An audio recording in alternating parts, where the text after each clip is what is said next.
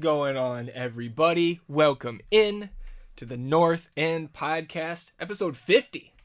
50 episodes already, E. Curtis. Back in studio today. Second time ever. Second time in the first 50. Hopefully many more to come. My name's Zach Graham, your host here on the North End Podcast. Joined, as always, by my good buddy. He's on record as my best friend. His name is Ian Michaud, a.k.a. E, a.k.a. Lee James, a.k.a. Sebastian Drew Easy, a.k.a. Eastradamus, a.k.a. Pap E. O'Daniel, a.k.a. The Fashionista, a.k.a. Chili Willy, a.k.a. Eon Stonkel. E, midweek here, obviously in studio, as we said, ready to preview the San Jose match this weekend. Minnesota United II coming down on Friday to take on Verdos. Open Cup round 3 going on right now. CCL going on right now. It's a busy week in the American soccer world, but maybe not so busy of a week for us here at home. I'm not sure. I know you're gearing up for something after Saturday's match. So how are you feeling in preparation for that? And I guess since I am teasing it and throwing you right into the fire here. What do you got going on? Okay. Well, I'm doing good. I'm doing very good. Very happy to be in the studio again for the second time. Yeah. Absolutely. We sound good. Yeah, we do. It's fantastic to be in here. It's really great. I am biking the Austin Hill Country Loop. I don't know if people are familiar with it. It's like a little under 400 miles. Starts in Austin, goes up north to Burnett area, out to Enchanted Rock. Nice. Which will be fun. And this is a lot of camping going on at all these. That's right. First camp is Inks Lake, my favorite spot. Favorite spot to camp, so that was the first drop-off point there. We're going. RB owes us a day out there. It's true. So we're going. It's true. I don't fish. I'm sorry, RB. I'm retired. I retired from fishing. I'll fish with them. Okay, I'll protest. Down to Enchanted Rock, camp there. Hit Blanco State Park, camp there. And then we're heading to Waco Springs. It's on the Guadalupe River. I don't know if I'm Drowsy Springs? Nope. Nope. It might just be the name of the camp. It's a private campsite right on the river there, so that might be what it is. I'm hoping there's like some live springs. You would think there would be some. Yeah, I would hope so. But I've been fooled before. Sure. You have. I won't let my guard down again. And then up to McKinney. Hit McKinney, the last stop, nice. And then back into Austin. But yeah, the guys I'm riding with, they are coming to the game this weekend. Yeah. So they are, I guess, my friend Taylor might be a Revolution fan. We're going to convert him. But Peter, definitely Austin. I think we're going to convert Taylor too. He's from the Boston area. I'm aware, but like how many Revolution games has he been to? I don't think it matters. It's just how stubborn are the people. That's a good point. You know? I don't know. I guess we're going to find out, but definitely looking forward to Pete and Taylor. A win would go a long way. Yeah, it would. A win would go a long way for getting them to be converted all the way. I feel like the experience at Q2 just for Peter will do it. But then Taylor, he is a little, I know he's got that soccer interest. So. For sure. He was, speak of an Alex Ring when he played. Yeah. Oh, what a jerk. I've seen him play like 2 games and just an absolute menace. Just on the refs in rec league, getting carded for being on the refs. Yeah, he's a competitive dude. That's how he plays his fantasy football. Yeah. I wish I could card him as the commissioner of our league sometimes. Really excited to see those guys this weekend. I guess you think he's gonna listen to this before they come down? I don't know. We're going to talk shit about him? No, I feel like we should. I mean, I could. I'll just do that to his face, though. Yeah, okay. But I'm saying, should we set up a little test for him? Uh-huh. So, if he can't name 3 active Revolution players, okay, and Austin wins, he has to convert. Okay. I don't know. I think we can get him to buy in on that. He just had a baby. He got a kid. I don't know if he's too on top of the. Well, that's good for us. We want to build the fan base. Grow the legend. Okay. We're doing our part. Look, we're spreading our roots to the northeast. That's right. The north end to the northeast. Exactly. I like that. So look, if we set him up like that, we get a win. Yep. He's gonna be feeling it. All right, I'm in. All right, you've convinced me. Well, Taylor, Now you know. Let's get into some Austin FC talk here. Producer Sheriff. Ooh. On the 1s and 2s. Shout out to the Sheriff.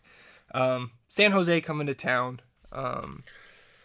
Very up and down. Actually, I don't even know if I can say ups in the 5 games that we've had against them. Actually, I will say we've had some ups because the first time we met with the San Jose Earthquakes, June 19th, 2021, 0-0 draw, but that was the home opener at Q2. First ever home match. Yep. So, especially since we got a point out of it, that match will always hold a special place in my Verde heart. For sure.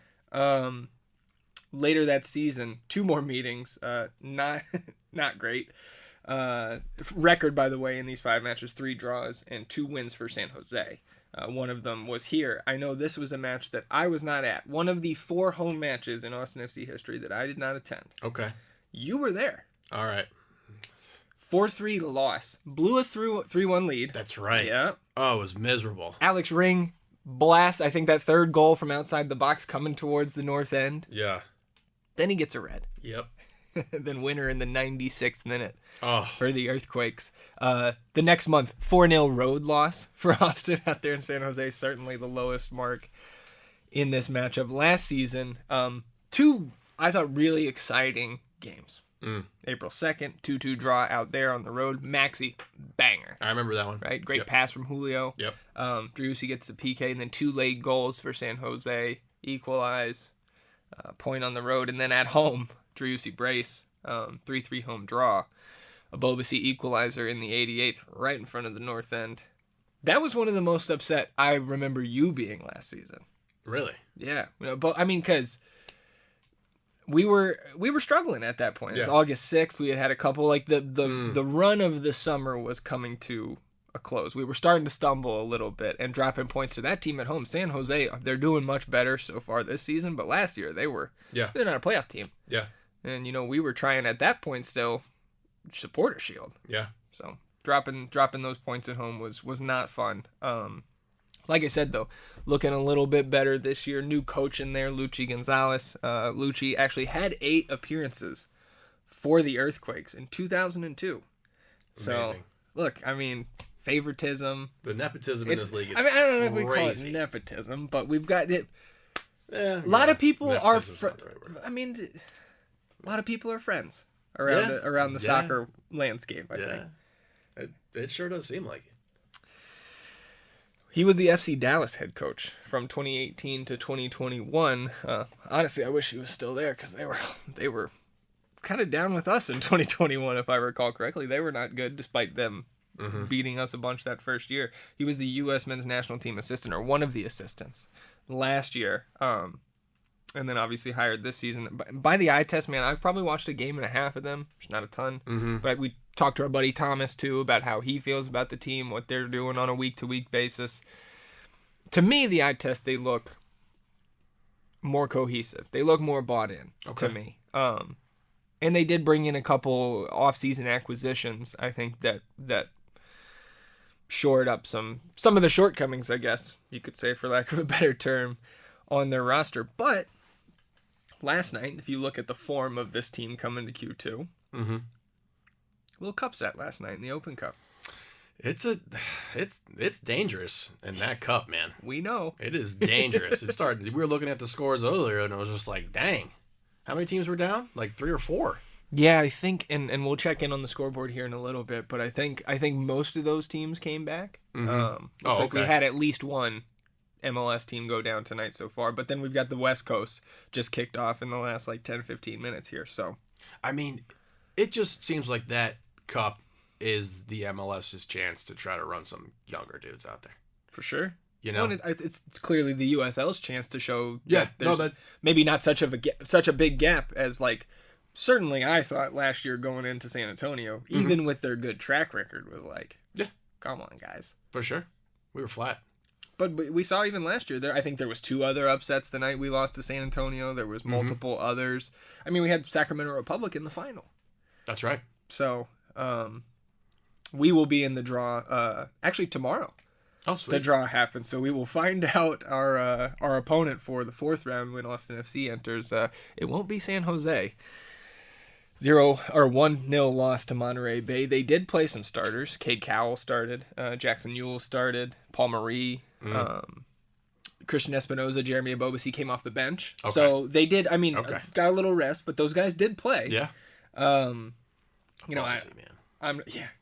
League form, though, a little bit better than the Open Cup loss there in round 3. They lost last week, week 9, to RSL, 3-1 in the elevation. Mm-hmm. I don't think there's any shame really ever losing in RSL. I was going to say, it's a tough place to play. They had been unbeaten in their previous 4 matches, 2 wins, 2 draws, 3-0 win over SKC, 1-1 draw against Red Bulls in the Van Zier game, 2-1 win over Houston at home, and then 0-0 draw at Toronto, which I could be worse, but you want to beat Toronto the way they were playing without Insigne. For sure. 1 draw, 3 losses on the road this season, so no wins yet for San Jose, and they tacked on another loss if you're including the Open Cup loss. Okay. So, I like to see it's better than them being a road giant at this point. For sure. Abobasi, by the way, 4 goals so far this season. Christian Espinoza leading the way, 6 goals, 2 assists. Dude's a baller. He has been, I got a cheap Christian Espinoza so rare card before the season started, nice. And he has been carrying my collection there. There we go. Yeah. But we know Abobasi, obviously, we know him well in the North End from last year, and maybe that's the one name you could have named for this team before we started this podcast. So now my long-winded San Jose rundown is through. What are your thoughts on this team coming in? I guess let's start here. Mm-hmm. Do you think the upset in the midweek game is a good thing or a bad thing for that team coming into Q2 on Saturday? Man. I don't think it's going to have too much impact on this game. Like I said before with this, it seems like the MLS uses this, as an opportunity to get some younger guys some time and a little more exposure for the USL. Not to try to knock the cup at all, but of course, it's not CCL. Yes, yes. I don't think it's going to have too much of an impact on this game. This is a game that I'm looking at where I know we've talked about a few times, like going in, it's like, we can beat this team. We used to feel that way, and for me, it's just this one just feels like really up in the air. I would not be surprised if we drop this. And yeah, man, Espinosa is tough, bro. Yeah. He's got more goals than our whole team. As many. Come on now. Let's be fair. Okay. It's going to be a tough game. And, Julio obviously coming back in practice, getting back. I think that's going to be good for the team in general, even if, he's still a couple weeks away. But having his presence with the team, him moving around, that's got to be encouraging for the guys. But yeah, it's going to be a tough match with these dudes. You mentioned Julio Cascante, full training this week, as expected. But Josh Wolff did say last week, and look, Josh Wolff just may fall into the Doc Rivers, Ty Lue category of just being a liar when it comes to player personnel timelines, that type of deal. Yeah. Paul George is going to have a minutes limit tonight, things like that. Mm-hmm. Because it really sounded like, I went back and listened to it, it really sounded like he was saying both Radovanovic and Julio would not get game minutes until early May. We were targeting that Portland game, but then Rado's on the bench last Saturday, and I would think that I don't think Julio is certainly not. I don't think he's going to start this week. No. But if he's on the bench, maybe. But if Julio's on the bench, can Rado not get the start here? And I guess I'm kind of bleeding into our lineup desire, so we can just go there. Okay. How do you see the back line shaping up here against San Jose? Because this offense is dangerous. We didn't mention Cade Cowell. Cade Cowell is a promising young talent, at worst. Yeah. I think it's a pretty tame description of what that kid could be. Is this the game to start Rado at home with all that pressure and this offense bearing down on you? We talked to Coach Alex, right? We did. And we talked about how Coach and the staff, Coach Wolff and the staff, like a large amount of time, a vast amount of time for these players to get acclimated into what we want to do.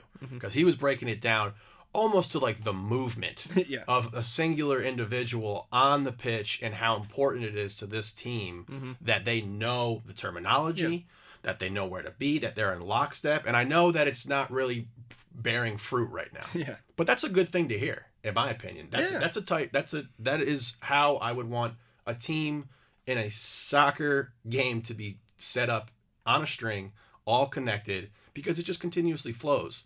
So if you're in that type of like discipline that we have right now with these players, I don't know if Rado can start right away. Yeah. But seeing him on the bench last week was crazy. I was really shocked. It, yeah. And Kip. Yeah. We had 2 centers, but neither of them get to come in the game last week. But like, yeah, I think it was telling. Yeah. I do think that was telling. Well, we were chasing the game, and yeah, maybe like I think I mentioned that on Sunday that I thought maybe because we went down that maybe there was a plan to get one of those guys some minutes. And like I guess when it comes to this week, if those guys can play, and by putting them on the bench, you're saying they can play. Yep. Let's play whichever one's more ready. Whether it might be Kip. It very well could be Kip. I don't think it is. Yeah. But like, let's play another true center back and get this process started. That's what I said last week too. Is that I guess it's gonna sound drastic, the changes that I want to see for this week, but when you really kind of look at it from a broader picture, it's like, okay, we're moving not 1 but 2 guys back to their original position by putting Alex back in the midfield and then having one of these regular center backs on that back line. Now I'm for pushing Owen out to the right because he does have some experience there and flipping Rigoni because I just went over how I appreciate that this coaching staff likes to have the discipline action of all of these guys on top of like where they need to be. Rigid positionality. Yes.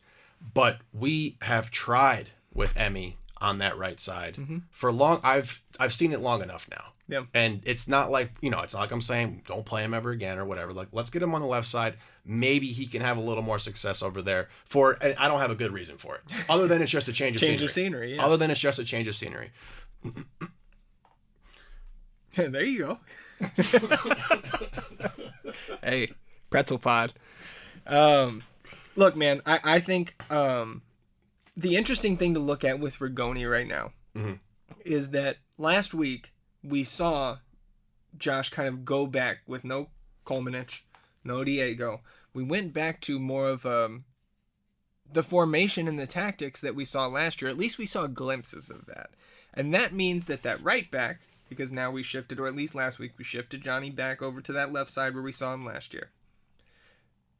Now that we're not really pushing one of those fullbacks up, I thought that was where, like, remember, we saw a lot of good things, I thought, out of John and Emmy on that right side. Yeah. And so I actually think that moving Emmy to the left allows maybe some continuity there between those two guys. And it's maybe not just change of scenery that the coaching staff was thinking about, but we can still have that connection with Gallagher and Emmy on the same side.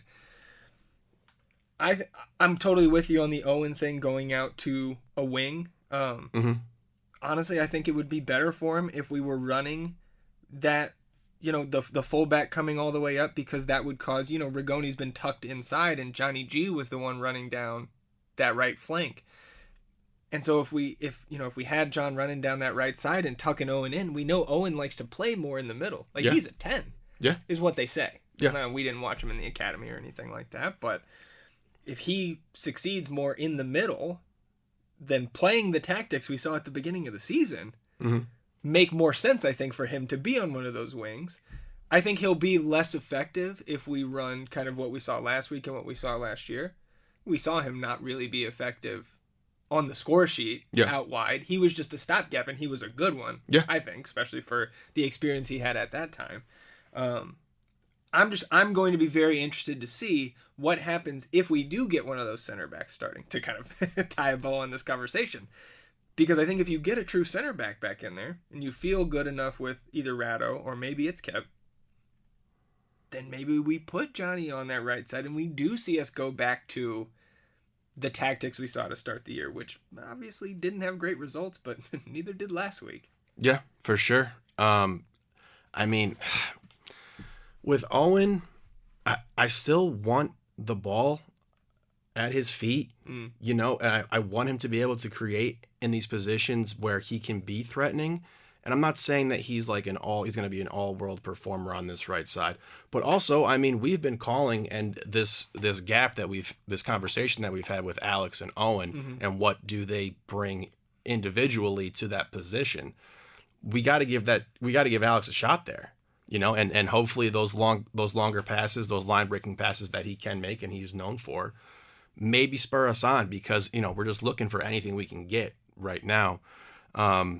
But with that being said, I would be absolutely floored and shocked if Owen got pushed out to the right and we actually saw a starting center back. Okay. In the first 11. I would. I think personally, I think it's going to be Alex at the center back again. Same thing we just Danny saw. and Owen. Yep. And pretty much the same thing we saw, maybe, you know, and Giassi. Right. And G at the top. Right. Well, I think that's I was ready for G last week. Yep. I thought he looked good in the 10 minutes that he played. Yeah. Can he sustain that? We haven't seen it yet. And I know our buddy Kevin Morris, who I know we want to have on the pod at some point. So does everybody. Yeah. He was on Club Deportes with Jorge this week. Oh, nice. And he was pointing out the drop off in Zardes, not just the production, but the underlying numbers, right? The XG and all that is so much lower this season than it has even the last two seasons, when, you know, obviously Columbus kind of gave up on him, traded him Colorado, then Colorado's like, we're good. So I hope that it's just still small sample size with G. We haven't seen him start for the last 3 matches, so he started, 4 of the first 5, I think. Yeah. Because Maxey got in there against Houston. For me, it's Jossie time again, because Maxey's done nothing. I'm with you. I know I'm just parroting what you said on Saturday now, or Sunday, about Maxey, but yeah, I'm with you. We're trying everything. You know, we're conjuring up whatever we can to try to get a fucking goal for this team. So lineup prediction is, for you, is Ring center back, same Owen Danny pairing, same 11 we saw last week outside of G. Yep. Okay. I do. I think I'm with you. I think maybe I'm a little less surprised if we start one of those center backs. I think that's fair. It's just the easiest way to shake things up. Yeah, we just know Coach does not. He doesn't do it. For sure. No, he doesn't operate like that. For sure. But if we see that, I think we won't be alone in saying that we'll be really excited if that lineup comes out and there's a second true center back and Ring is in the 11 as well.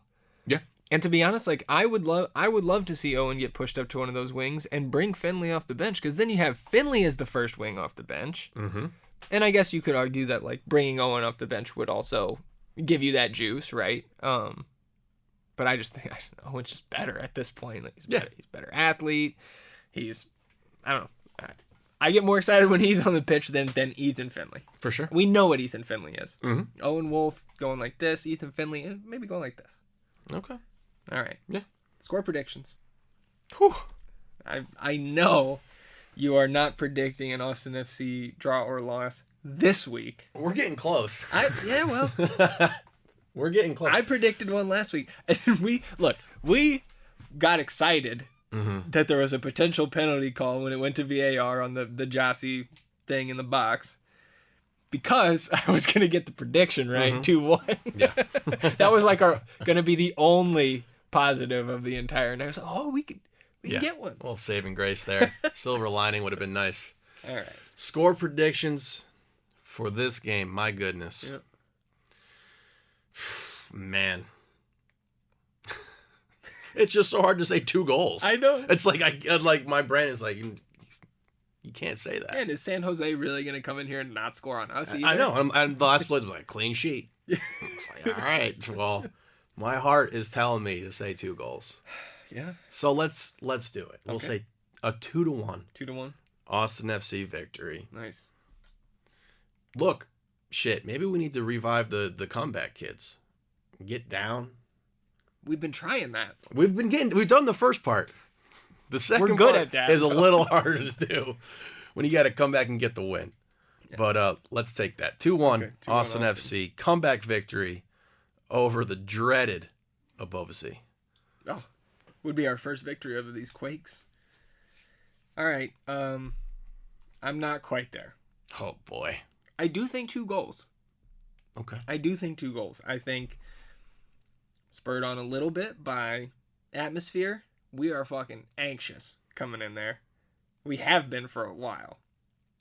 I think finally that first 20-minute push that we've seen time and time again this season, both at home and on the road, I think we break through early. Okay. Get one, but ultimately 2-2 draw. And because I respect the shit out of this attacking front, and they have been much better. I forget the guy's name who they signed, but defender, I think he's mostly been playing in the defensive midfield. Akapo, I think, is his last name. He has been. I believe that. Let me. I've got their squad right here. Carlos Akapo. Okay. I don't know if I'm butchering the pronunciation, but yeah, he has been. He was the one guy that stood out to me on the one full game I watched a couple weeks ago, where I was like looking up the number, like, yo, who is that? Mm-hmm. Because I never felt like I really needed to know their names of their defenders. I know Paul Marie because he scored that fucking banger against us last year. Remember in the South End, just like picked up a rebound, shot it from like 30 yards. Oh yeah, yeah, that was him. Yes, yeah. But the Akapo guy has been good. This team is not the same San Jose, but we're gonna see a same result, a 2-2 draw. Okay. So, I mean, we still haven't beat them, right? We have not. What's Thomas think? You been talking a little shit? No, not at all. What the hell? Not at all. We were talking hoops today. We weren't talking. Who does he root for in the NBA? I don't know if he has a team, to be honest. Well, he's a Syracuse fan. Y'all have nothing to talk about. That's not true. We got MLS to talk about. Yeah, well, I'm saying you have nothing NBA related. All right, well, we'll talk some shit right now, Thomas. You guys, I'm changing my prediction. Let's go. Fuck you, Thomas. Look, 3-2 Austin FC. We're scoring 3 goals. Lift the cap off the goal, okay? We're back. One night only. Oh, shit. I don't know. I cannot commit to the optimism going forward. But then we get healthy. Then Julio's We're in. away. Yeah, Once Julio's what back, about Diego? Baby? John's out? Bro, hopefully Diego can just get his head right while he's got this time away. Because he wasn't really doing anything for us. Yeah. Nobody else is either. Though. I know, but I know. But getting healthy, getting Julio back. Look, the point is 3-2 this Saturday. That is victory. Okay? Yeah. We're gonna be coming out. We're gonna be dapping up everybody next to the We Are Austin TV boys. It's gonna be a good fan reaction interview. It's gonna be fun. Okay. All right. We're not gonna see any fucking Matt Doyle tweets. Okay. Let me go a step fucking further. Rigoni goal contribution. Woo! I have lit a fire under you. All right. Fuck you, Thomas. All it took was a little Spurs insult. Did you insult the Spurs? I said you guys had nothing to talk about in the NBA. Yeah, well. Okay. Let's keep it moving here. No real Austin FC news. Transfer window closed. No movement for us. As expected. We did see, and courtesy of Tim Thompson, shout out to Tim, gave us the heads up that Kolmanič, the injury designation on the roster page, or there is one now, a season-ending injury, which allows the team to go out and use that roster spot. There are some salary constraints around that, and typically I would sit here and rattle off the 3 paragraphs from the rule book, but I was reading through it earlier. I didn't really understand all of it, and that's okay. We're gonna have a roster spot. There's gonna be some amount of money available. Unless we're right up against the cap, which I don't think we are. We can always trade for some GAM or TAM or Wham Bam, whatever. Like, roster spot open. And I will say, this is an important piece, I think, for our dream scenario, which I'm not sure we've talked about on the pod before, but we've certainly talked about, and I've talked about it in various mediums as well. Let me tell you, you look perplexed. various mediums. Look, He's talking to ghosts about our dream you know, plans. look. Dream scenario. Okay, I'm looking. I'm listening too. To buy Alex Ring down from a DP tag, Oh shit. Okay. we have to get rid of 2 U22 designated players. Okay? I know one. Well, which one? Because Musa's already loaned out, and we don't think he's coming back. Mm-hmm. And now, if John is... Because in this paragraph, it says that if a player is a DP tag, then that DP tag opens up. It does not talk about U22. Okay. So if the U22 tag does also come off the books this year, then we're down to 2. If Musa's not coming back, and I think his move, I think that loan was more personal reasons than anything. Still hasn't played since, I believe, the beginning of March. I don't think he's coming back to the States. So boom, there's 2 U22s gone. Buy down Ring. DP striker. Dream scenario. So So if you get rid of 3 U22 deals, you open. Get rid of 2. So there is, I don't remember the terminology off the top of my head, but if you have 3 U22 spots, your third DP has to be in the TAM level salary-wise, where you can legally buy them down with TAM. That's the best explanation I have without going into the rule book here, and we're not going to do that to the people. That's the dream scenario. And for me, I like it. DP striker, Uh-huh. add that to the attack, have Jossie and Maxi off the bench as basically the same guy at this point. Like, I don't know, it's better than Danny being our third. Which, by the way, shout out Danny Hosen, congrats on retirement. Announced his retirement last week. Look, he didn't score much for us, but every single goal he scored was extremely impactful. DC, Dallas at home in the regular season. The SKC was the volley during that comeback. So I love Danny. Congrats, Danny Hosen. Yeah. Okay, well, I'll ask you then, Sheriff. Score prediction this weekend. Score prediction this weekend. Austin versus San Jose. It's in Austin. 6-0. 6? Full primo truck. Got the primo bet, baby. I love it. Beautiful. What the fuck is it with these producers? They love goals, man. I do love goals. I love to win. All right, we'll get back on the rails here. Let's talk last business day. Okay. Galaxy 2 recap. Galaxy 2 game was kicking off when we ended Sunday's pod. We got to talk about this game in depth. Let's talk about it. What I will start it off with is I called the Bobo goal. Yeah. Yeah. Congrats to Bobacy. Yes. And it was almost, I said, how about another Micah goal and how about a Bobacy goal? And Mike is the one that took the shot. He almost scored, but then it falls to Bobo, and he calmly puts it away, open net. So, and then did you see, maybe jumping ahead from what you want to discuss about this game, but did you see Bobo's goal in the second half that was disallowed? I don't think so. Okay, so I'm going to try to pull it up here. I know CJ posted it on his story. I don't think he posted it on his Instagram account, but if I can find that clip again, oh my God, bro, he's so onside. He should have had a brace. We should have won that game. Yeah, it was late too. Shoot. Man, that game was incredible. And also sucked because we outshot them like 12-2. Just complete and utter domination. Their keeper's playing on his fucking head. And then the shot at the end. Did you see the shot at the end of the game from them? Yeah, off the post, right? Oh my shaking the goal. And I'm just sitting there and like he takes this rip. Obviously, I don't know this kid's name. But man, I am just, you know what? Thank God Austin FC 2 is around. Because this season would be so much worse without this team. I have so much fun watching the broadcast. It's like watching an old high school broadcast back in the day. Yeah. I love it. Yep. It's just one shot, get the whole fucking field in there. Yep. Man, it's really fun. Sometimes cameraman's slow on the turn. Just a little slow on the pan. Just a little slow with the pan. But to lose in those PKs was just tough because we outplayed them so much, and it's just the complete opposite with that squad from Austin FC. We just have so many beautiful chances, and the passes, the crosses that they make for that team, they go to us. Yeah. And it's just really refreshing to see. Even like most of our attacking goals in the first part of that, well, the earliest part of that season were on the ground balls, back towards the middle, just slotted in. Yeah. Inseam, boop. Yeah.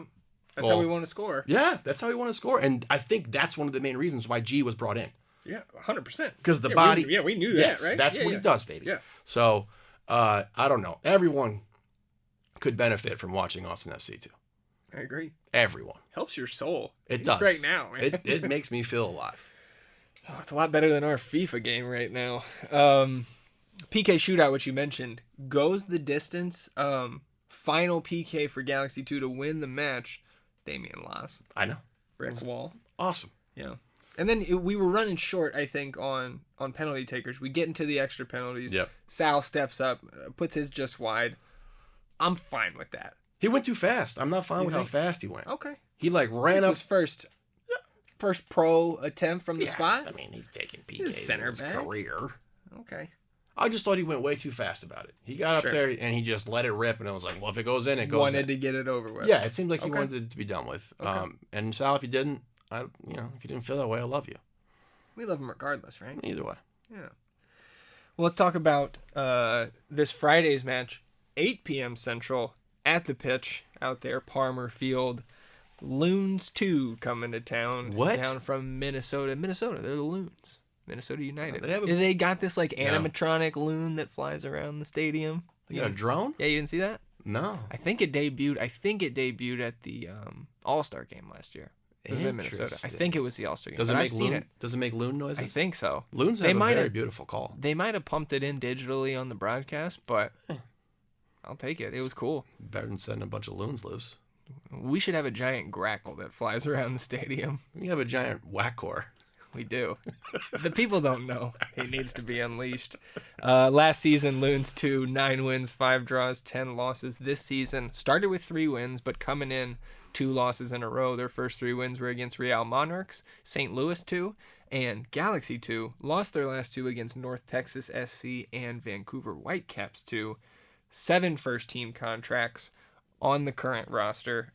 At least 5 of those 7 have Wikipedia pages and have played for Minnesota United. At least 1 app for 5 of those guys. Not sure about the other 2.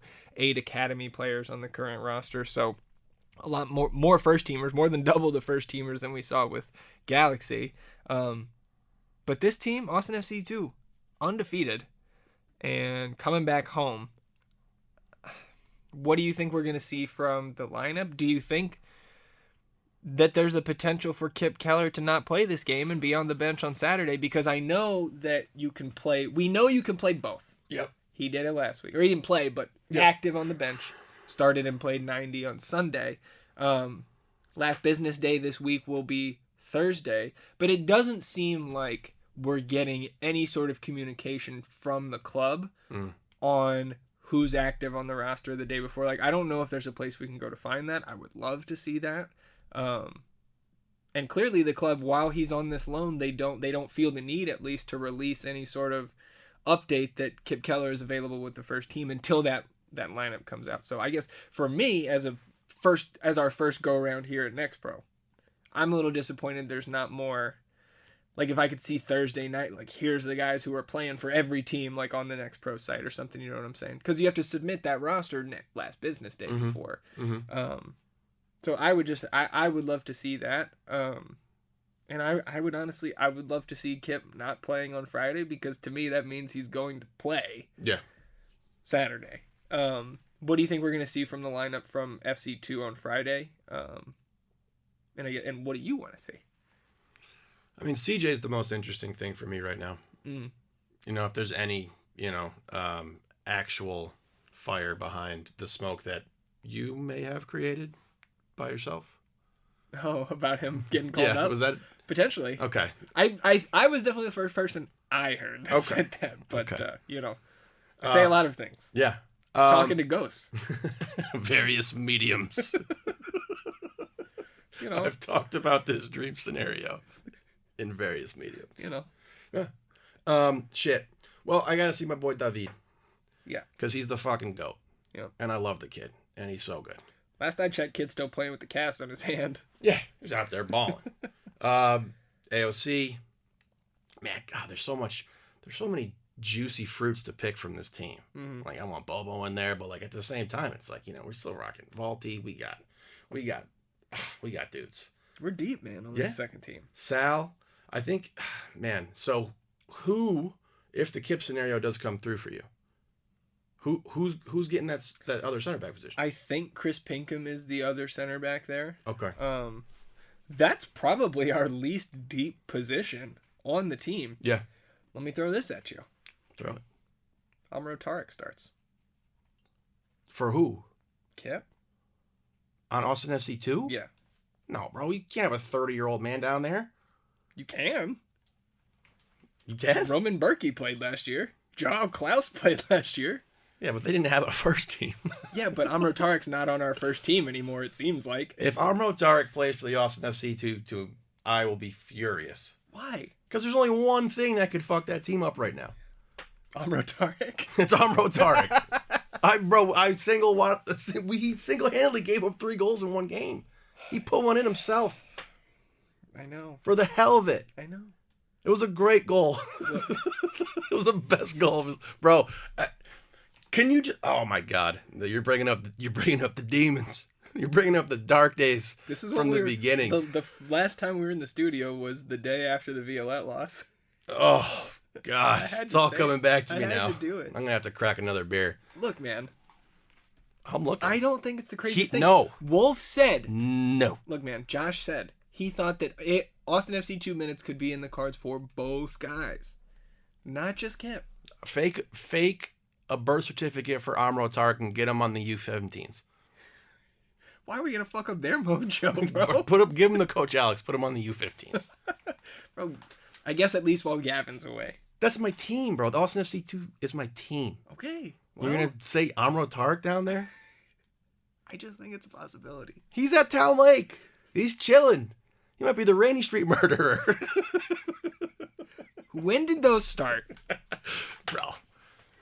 The murders? Yeah, well, I mean, does it coincide with Amro Tarek coming in? He murdered our fucking chances. We murdered our CCL chances. Yeah. Yeah. And now you want to send him to Austin FC 2, the best team in Next Pro. There has been a murder. Death is funny. Producer Sheriff getting us back on track.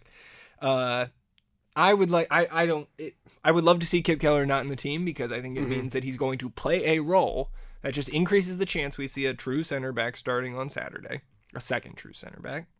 I would like to see CJ get back out there and start. I want to see him play 90 one of these games because I don't think he's getting back. I don't think he's getting to the first team without playing 90, and I don't think he has yet. Why? Well, he's coming back from the quad still. Oh. But, I mean, he's not going to be used in any sort of 90-minute scenario if he's on right, first but team. I just think, why would we not see our super draft pick who's Generation Adidas designated, and, like, why would he not play 90 for our second team just once on the comeback from, like, we've seen the build-up minutes-wise, but we have not seen the full 90 yet? Mm-hmm. I would like to see it, because I do want to see him. Maybe there's not enough time. And that's a good thing if Diego's back in time where CJ can't make it up there. Okay. But, like, I would like to see him in the mix if we're short on the wing, especially if we keep not scoring, which we're going to score 3 this weekend and then we're all going to feel good. But if, I would like to see our Generation Adidas pick like Duncan McGuire, who scored again for Orlando last week. It was the 6th pick. So, but still. I think CJ is gonna be good, man, and it's my fandom fantasy that our draft pick works out, like just like I had with Kip last year, and with Danny the first year, and Danny worked out, and jury's out on the other 2. I think CJ's good, man. I agree. He's good. We just haven't seen him yet. Yeah, I want to see him. Are you with me that he would have been on the first team if he didn't get hurt?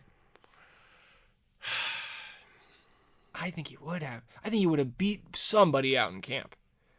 He's like you said, he's good. He's got you can see it. You can see it. He passes the eye test for sure. Maybe if he hadn't got hurt and this Diego injury came a little sooner. I just think he would have made it out of camp. I think he'd be on the bench over Rodney. I don't know. Maybe I'm just maybe I'm too optimistic about it. I think honestly we just have to be. We can't really fully gauge and judge him until we see him on the pitch with the pros. With the big dogs. Fair. But I love him. He's good. I want to see 90 from CJ. Okay. I want to see Damian keep doing his thing. Probably Charlie back in, right? Yeah. Hafferty on the right. The midfield is interesting. Yeah, but I feel like I'm good with I haven't seen hardly anybody in the midfield where I'm like, oh, that guy came in and there was a drop off. Yeah, you go Valentin. He's gonna be out there. Yeah, he'll be out there. He's so good too. Another first rounder. I don't know. We'll see. I think I'm good with anybody in the midfield. AOC. It doesn't seem like Alfonso has much competition at the top, at the 9. Wouldn't hate an EJ start. I think he's the guy that I would like to see maybe more of on the wings, but it's tough when you're going up against David and Cristo Vela and CJ and Valentin. Yeah. No, I like him too. He's an athlete. We're deep, man. Score predictions. Loons 2, Austin FC 2, Friday, 8 p.m. Central. Give me 2-1, Austin FC 2. 3-0. 3-0.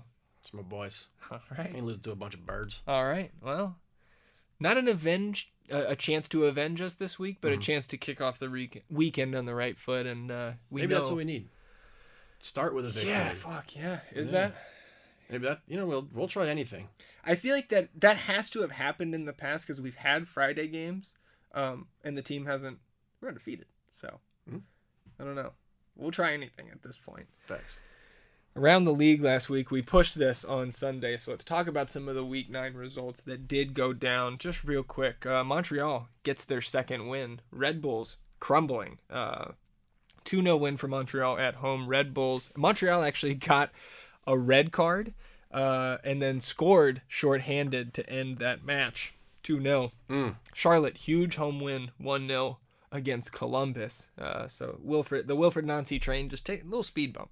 I think that thing keeps rolling. But NYCFC rolled Dallas 3-1. Wasn't good for the bets, which we'll get to here in a minute. But we love any 3-1 Dallas loss. We'll take it. We should only bet Dallas and Houston here on out. Always bet them to win. So it's a win-win for us. Get them, yes. Yeah. I like it. Yeah, I think that might be our best strategy because we're performing. We're worse than Austin FC. Yeah. By a long shot. We are the wooden spoon holders of the gamblings. Yeah. Union back on track 4-2 over Toronto. Got up 4-0, I think. Insigne, banger. Back for the best ball team. We'll talk best ball here in a second as well. Houston, take care of Miami at home, man. I believe they have 12 points from 12 possible points at home so far this year. 4-0 at home. They're better. It's an intimate setting there. You get all 150 people really focused on the game. It's working out for them. I think that's going to be our first road Copa Tejas trip next month, right around this time, going out to Houston. Nashville and LAFC 1-1 draw. Both were somewhat rotated for these midweek matches. Colorado equalizes late. Michael Barrios, 1-1 draw against St. Louis. So, again, you knock those guys down a peg. Jared Stroud missed a sitter in this game. And then assisted their goal later, so kind of made up for it. But I liked seeing him miss that goal. Yeah, he's become villainous. I mean, it's jealousy for me at this point because he was not happy here last year. He wasn't getting any playing time, and I had no problem with that. I didn't think he really showed that he should have played last year. But now I really disliked watching him. But now he's got everything that we want right now. Top of the Western Conference. Oh, what are you talking about? You wouldn't rather be in St. Louis City's place? I mean, yeah, but he doesn't have everything we want right now. He has a win at Q2, which you and I have not witnessed this year because the one win, we were not in the stadium. God damn it. He's got everything we want. It's us. He's got everything Holy we shit, need. It's us. Well, I'm not sacrificing like that. We said we would try anything. I'm not to that point yet, so you can call me a liar. I'm going to the game. Luck charm. Doc Rivers. Maybe. Yeah, we could be. I was there every game last year, though. I don't know. Maybe I'm being punished for skipping a game this year. Karma. Maybe that's what it is. Soccer gods. Come on, soccer gods. Help us out here. Sounders shorthanded. No Rui Diaz out for a month. Do take down Minnesota 1-0 at home. Was not good for the bets either. Had the Seattle win, but over 1.5. So appreciate that, Sounders. Let's check in real quick on what's going on in the Open Cup. What's going on with that MLS showdown in the CCL semifinals tonight. Open Cup scores. Live look in here. Last night, like we said, I believe San Jose was the only MLS team to lose on Tuesday night. They were, in fact. Yeah, everybody took care of business. And then tonight, so far, the only cup set we've seen, Memphis 901 takes down Atlanta United 2-1. It's a cup set? Cup set. Yeah. Nice. I did not create that. I cannot take credit, but I will continue using it. I do like that. I like that. Many of the MLS teams that played tonight on Wednesday escaping with 1-0 victories: Cincinnati, DC, Houston, and Columbus. Inter Miami scrapes by just the skin of their teeth. 2-2 draw, goes the distance to PKs, 5-3 on penalties. Inter Miami defeats Miami FC. That was probably a really fun game. That was probably quite fun. Nashville, another team that gets by 1-0 over San Antonio, which I wanted San Antonio to win. I want to play San Antonio so bad. Oh, I want to play them too. Would you rather play them home or away? Home. I don't want to drive And then maybe to San Antonio again. Ride to San Antonio. I don't want to be involved in that process. Maybe we play them at home and then get like rubber match, assuming we win at home. Rubber match down there. I want to go back down to their house and beat them. Let's play them at the Alamo, like the actual location. At the Alamo? Yeah. Austin FC, San Antonio there. Could be historic. It'd be interesting. Right now, Sounders 3-1 over CJ Fodre's San Diego Loyal. Landon Donovan's San Diego Loyal 3-1 in the 66th minute. Portland up 1-0 at the half. Sacramento Republic, the defending finalists, up 1-0 over Oakland Roots. SC. Roots Academy. Oh, Roots! Shout out to Roots Academy. Shout out Roots Academy. Kakuta Mane, Sonny Guadarrama. CCL scores right now. Full time. First leg is over. Daniel Gazdag scores a penalty in the 86th minute to make it 1-0 Philadelphia. First minute of stoppage time. Kellen Acosta. 1-1 draw. So we are headed to LA next week on Tuesday. LAFC with the away goal and the advantage heading into mother. Yeah, they're good. Let's see the lineup here. I assume both teams ran full lineups, and they did. Cifuentes got the start. So we saw Tillman off the bench, Buke off the bench, Bogusz off the bench. Yeah. Looked like a good one. That is really the only thing we sacrificed by being in the studio tonight, is not watching the end of that game at all. Yeah, you saved me from a bad Lakers loss though. So you saw until it was bad enough. You got in the car like, we don't need to watch it. There was still a flicker of hope.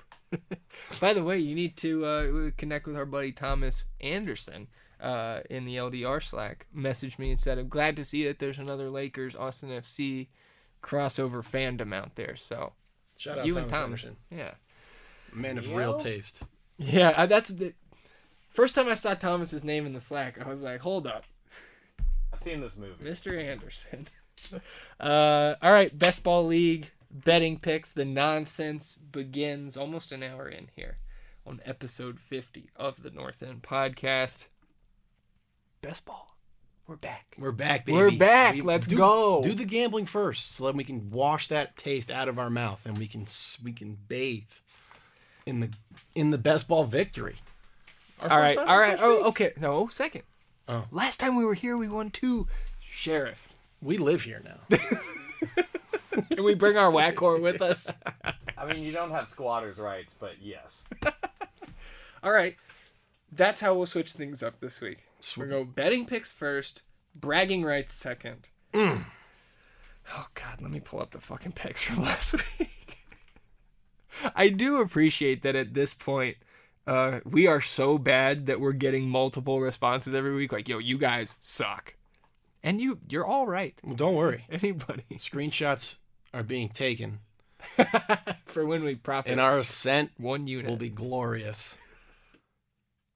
Yeah. I mean, these predictions are for entertainment purposes only, right? No, we need somebody to actually spend some money. I think that might be... No one's actually taking our bets. If someone took them, I think they'd hit. Yeah. Well, it's not us. Yeah. Yeah, it's everybody else. Everybody else. Week 9 picks. E's big swing theory. Swing and a miss 3 times. Yeah, sometimes you DH and you go over 4. NYCFC Dallas draw was the pick, and over 1.5. Over 1.5 easily. Dallas can't keep up. LAFC to win and over 2.5. That was plus 320. 1-1 draw. One more LAFC goal. One of those Buanga shots. I mean, that guy is a fucking menace watching that game. New England to win and under 2.5. Plus 330. I think 2-1 New England win there. SKC scored right before they got that red card. Right before. 0 for 3 on the big swings. Our one hit on the week. Houston, minus 110 over Inter Miami. Orlando drops their match. They were minus 110. They dropped 3-1 at home to DC United. I did not see that one coming. The fighting Roonies. And we'll take the Taxi Fountas goal, though, baby. Seattle to win and over 1.5. Mentioned that one earlier. 1-0 win. Couldn't get the second goal at home. And then I took that Driussi goal at plus 260. Put one in the back of the net, and also would have gotten the chance at the PK at the end. So that was also part of that celebration, not just the Zstradamus, but the Zstradamus betting picks, not just score prediction. That's the double Zstradamus. Yeah, and we would love to see one of those this week. Minus 5.09 units last week, now minus 22.24 units on the year. I'm just gonna take 10 units and put it on Driussi to score this week. How about that? That's how we're getting it all back. That's right. That's the way to do it. All right, let's get in some of the picks here, and I'll let you start because we did bicker a little bit over who gets to make the homer pick this week. We did both pick Austin to win. So there we go. Yeah. Okay, so that's the one that I can remember without having my laptop here in the studio. Yeah. Because I was gonna say, oh no, I know who else I got. Okay. We'll see if you do. This is probably instilling a lot of confidence in those people that I'm trying to get. I think people are saying right now this makes sense. Ian can't remember. What's the name of the team from New England? Ask Taylor. All right. Yes, I got the Revolution. Yes. What do I get that? Plus 120. Plus 120. Plus 120 for the Revolution. They're at home. At home. Look, last week we went for home runs. This week I'm just playing it safe as hell. Yeah. If you are at home and you are even or favored, I'm taking you. All right. As long as you're not shit. Like, we're not going to take, like, fucking Montreal or anything, right? Like, we're taking Austin. Fuck, man. We are down bad. Revolution plus 120. Cincinnati coming to town? Yes. Brenner signing is complete. I don't know if he's going to play or not. We looked.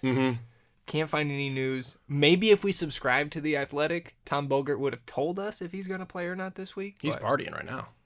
Tommy? Yeah. Knicks, baby. Yeah, you're right. He's enjoying himself, baby. Did you see me Zstradamus' jersey the other day? I did. You told me about it. Yeah. Proud of that. It was good. Talked to him about his Knicks fandom for 90 seconds. Read him like a book. RJ Barrett. Barrett? Yeah, knew it. That's Well, those were darker times for Knicks fans. You gotta get the Bronson now. Yeah, maybe. Okay. We'll keep it going here. Well, Brenner, they said officially signing is complete. And then officially his last game will be July 1st. July 1. Okay. So, but he could play. Yes. Okay. Who knows if he's been out 10 days now, missed 2 matches, I believe. I don't know. We'll see. I still like New England at home. I like that pick. Yeah. I mean, it's for the top of the table. Right, they're leading the supporter shield. Top of the table. Cincinnati number 2. Yeah. But plus 120 for New England at home. Yeah, I like that. Georgie, get us that clean sheet this week. Let's do it, baby. All right, I'll put in my first betting pick of week 10 here. I'm going back to the Sounders, E. Going back to the Sounders, they are on the road in the elevation taking on RSL, and Raul Ruidiaz is out for a month.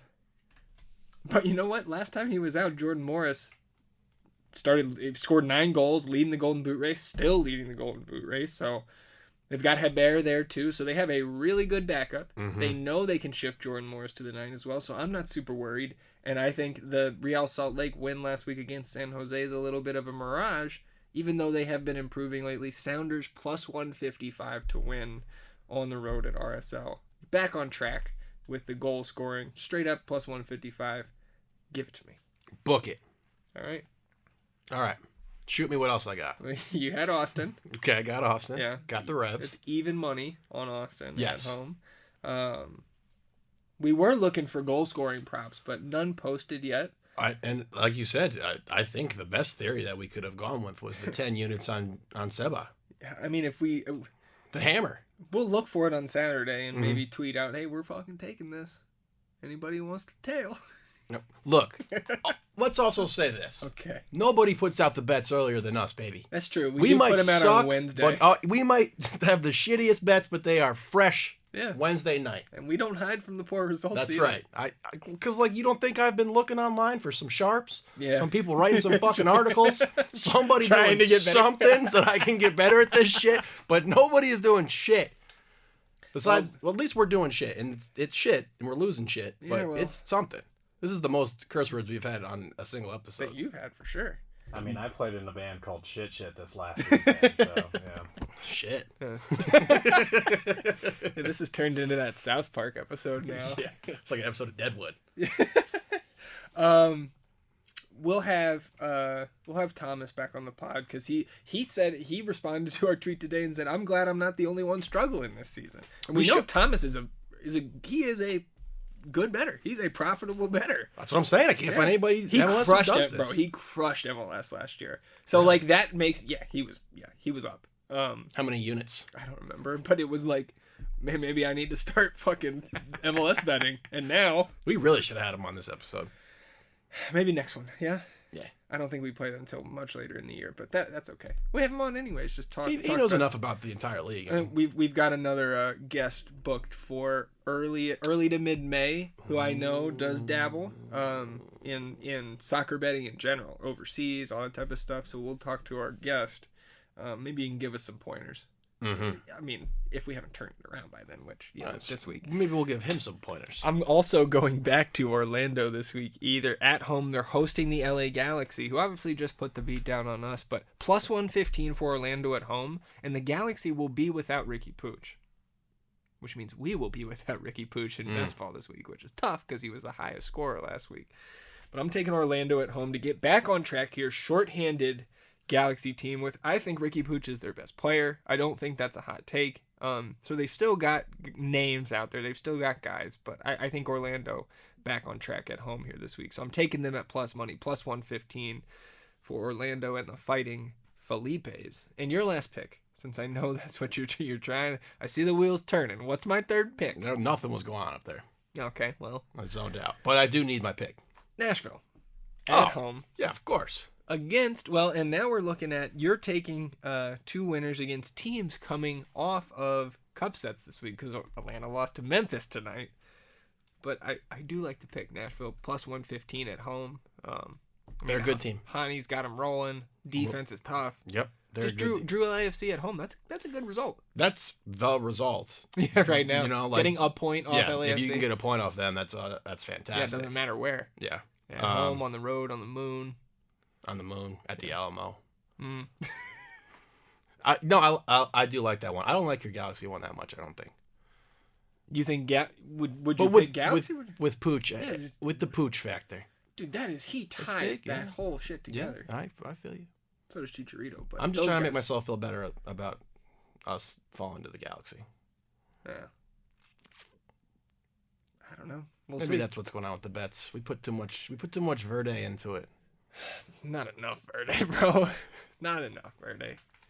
I'll close out the bets here. We're just going with 6-3 each this week. Going back to our rivals here, and it's not Houston this week, but I am choosing FC Dallas to win on the road. They're going up to Minnesota, plus 195. Minnesota had to play Open Cup today or yesterday. Let me verify. I've got the power of the internet right here. Minnesota playing last night 3-1 over Detroit City FC. Dallas, like us, not coming in until the 4th round of Open Cup, so they did not have a midweek match. And I mean, they played. Amaria played. Fragapane played. Arriaga played. See Sangbin come in. Flangwane, like, they played some of their guys. So Dallas at almost 2-1 plus 195 on the road for them to get back on track. I respect Dallas, man, and I respect those odds. So give me Dallas plus 195. Perfect bet. Wow, really? Yeah, because they lose. Yeah, you're right. Perfect. You're right. Okay, let's end with the best ball. All right, best ball update. Week 9, your boys take it down. 2nd week on the season that we come in with the highest score. We would love to see a wider gap between us and Moon Tower. 48 points for the North End Pod, behind 15 points from Ricky Pooch, 8 from Roman Berkey, behind his 12 saves against Colorado, 6 from Miazga, 7 each from our 2 strikers returning from injury. Taxi Fontes, 7 points. Lorenzo Insigne, 7 points. Goal. That's encouraging. Imagine what we could do with a healthy roster. Cucho on his way back. He might play this week. That's right, baby.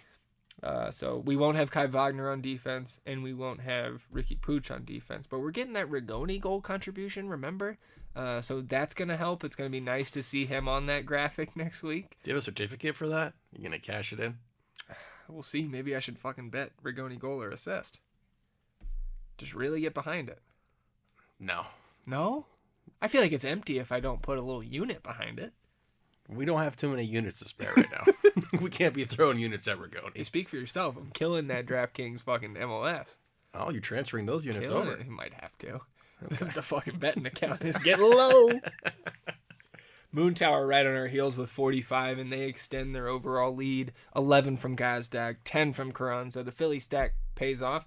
I'm glad to see all 4 of those Philly guys on a bye this week for them. So hopefully this is a week where we can. Also, no LAFC, so I guess we'll be without Vela, but they'll be without Buanga. I mean, that's a bigger loss. That is much more important. 45 for Moon Tower. Texas Ring of Fire catches 4 DNPs, still eclipses 40 points on the week. 41 for RB and the boys. 11 for Diego Rubio. 8 each for Brandon Vasquez, Christian Espinoza, and Joao Paulo. We Are Austin TV coming in last for the week. 10 from Bedoya, 7 from Almada, 9 from Swiderski. 38 points on the week. So looking at the full standings, Moon Tower in first. Again, 431 total points. We Are Austin TV in second. That gap widens 407 for We Are Austin TV. And the gap between third and fourth is no more. Texas Ring of Fire clinging on to third. 360 points. North End Podcast 357. Ooh-wee. We got a shit. soundboard now. Producer Sheriff taking it up a notch. And that'll do it. Yeah, that'll do it. and that'll do it. Look, you got to get the Mooch flair in there. Yeah. Shout out to Mooch. Shout out to Wemby, the puppy dog, official puppy dogs of the North End Podcast. And that will close out episode 50, our second in the studio, and hopefully many more to come. Love it. We love the mics, make us sound good. We love the sheriff. You know, puts it all together. We had a caller. We got fucking callers. It's giving me some ideas. Maybe live stream episode. People call in. We'll see. We'll see what we can do. But as always, we'll remind you, if you've got 5 seconds to rate, review, and subscribe to the podcast, wherever you get your podcast, we would greatly appreciate it. And if you're watching us on the YouTube channel, subscribe to the channel. Hit that notification bell to be notified when a new episode goes live or a live stream pops up. And of course, on this video, hit the like button. Help us battle the YouTube algorithm overlords. Atone for your sins. Wash yourselves clean in the Miller Lights of the North End.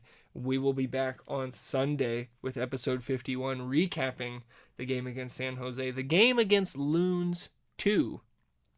And hopefully feeling pretty good about how our bets went, how the best ball went. We'll see if we can keep the best ball rolling, get the bets going. E, anything else for you before we sign off on episode 50?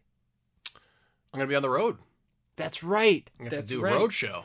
Oh, my goodness. It's going to be great. Can we do a road show? I know you are the master of a road show.